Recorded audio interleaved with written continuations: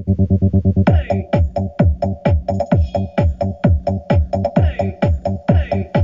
ko pala na nagtanong doon sa aking YouTube channel tungkol sa ating dividing network, na ang kanyang dividing network daw ay yung Whopper o yung pang low niya ay hindi na gumagana, pero yung pang high o Twitter gumagana yung kanyang connection. So buo naman daw yung kanyang speaker. So katulad nito mga idol, ito yung aking dividing network, ayan, Crown. So nasa 600 watts ito. Nagkaroon din ito ng problema mga idol tungkol dito sa kanyang resistor sa kanyang tweeter. So ang kanyang resistor mga idol ay umalog ito. Ayan. So wala nang connection Ayan. So nung hindi ko pa siya nabuksan, ang akala ko yung tweeter ay hindi nabuo. So nung makita ko ito umangat na. Ayan. Yung kanyang resistor papunta dito sa connection ng ating tweeter, nasa positive line siya.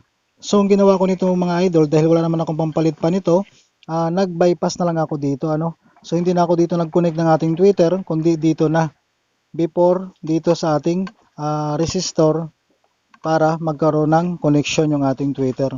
So ito idol, ipapakita natin to dito para magamit pa natin yung ating dividing network, lalong lalo na pag wala pa naman tayong pampalit sa nasira na resistor or kapasitor niyan. So ito yung ating wire mga idol papunta sa ating tweeter Ayan, so ang may tali yung positive. So dito naman natin siya i-check ngayon sa ating dividing network. May pangalan na letter T Ayan, Twitter. Dapat di tayo magkakamali na i-check itong ating pang Twitter. Huwag natin ma-check dito sa ating pang Whopper. So may sign naman siyang W Dahil pag dito natin na-check yung ating Twitter, maaring masunog yung ating Twitter dahil mapapasukan ng low frequency yung ating Twitter. So dito tayo mag-check mga idol So pakita natin dito na binaypass ko yung ating Twitter. So mayroon itong polarity mga idol mayroong negative sign at saka plus sign. So yung plus sign dito natin ilagay yung ating positive. So ito yung positive natin, yung may tali. Papunta ito sa ating Twitter. I-try natin na i-direct dito sa connection ng ating Twitter. Ayan. So kahit idugtong natin to, ayan, hindi talaga siya gagana dahil hindi nabuo yung ating resistor. So kadalasan talaga dito mga idol sa ating mga dividing network, natatagtag ito, lalong-lalo na sa loob ng ating soundbox, lalo pag malakasan ng tugtugan So ito tanggalin natin. So yung pinakapaan nyo na naiwan, pwede tayo mag-connect dyan, tutunog po yan.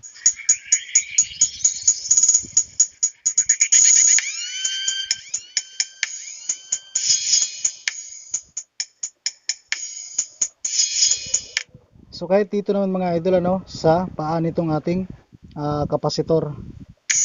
Ayan. So ayan, gumagana siya dahil naka-bypass na dito. So nung buo pa ito, dito ako nagdugtong. So nung nalaman ko na hindi na pala ito buo, hindi pala yung tweeter ang may problema, kundi itong resistor niya. So ang ginawa ko dito mga idol, nag-bypass na lang ako dito before dito sa ating resistor para magamit ko pa itong ating dividing network sa ating tweeter. So ayan mga idol yung ating Twitter. So pag dito naman mga idol sa ating pang Whopper, lalong-lalo na pag ito ay bumigay na. So kung halimbawa ang ating connection dito ay hindi na tumutunog, pwede na natin to i-direct yung ating speaker sa speaker terminal ng ating soundbox. So magda-direct na tayo dyan para magamit na natin yung ating speaker hanggat wala pa tayong pampalit dito. Yung Twitter connection naman ng viewers natin ay gumagana. So ang kanyang problema lang ay yung sa Whopper, i-direct na lang to natin mga idol.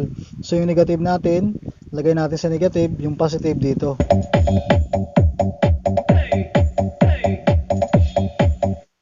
So yan mga idol ang pinagkaiba lang kasi nito mga idol, pag may ginagamit tayong dividing network, pag dito tayo naka connection sa ating speaker terminal naka-direct na tayo, ang kalabog nito ay iba na nandito mas malambot ang kalabog pag nandito tayo naka-connection sa ating dividing network. Ayan mas maganda yung kalabog niya pag dumadaan, mas magandang kalabog niya pag dumadaan sa ating dividing network. So kung ganun talagang problema ng dividing network nyo idol, direct na lang muna tayo pansamantala hanggat wala tayong pampalit.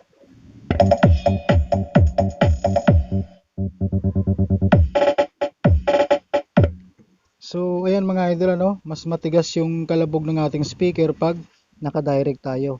Pero pag nakadaan sa ating dividing network, mas malambot yung ating kalabog.